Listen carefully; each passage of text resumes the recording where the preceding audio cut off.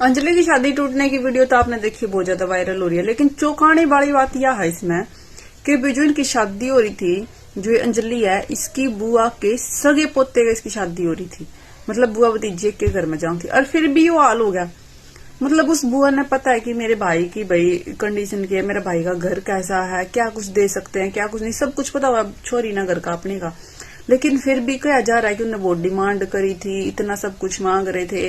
वो जो खुद गिन की लड़की है, वो बुआ है, वो इतना सब कुछ मांग रही थी। क्या ये सच्चाई है या झूठ है? अब ये कह रहे भाई लड़का कुछ नहीं करता था, ये नहीं करता था, रिश्तेदारी में रिश्ता कर रखा था, सब कुछ पता था कि लड़का क्या करता क्या नहीं है। फिर लोगों का कहना है कि फिर रिश्ता क्यों करा था।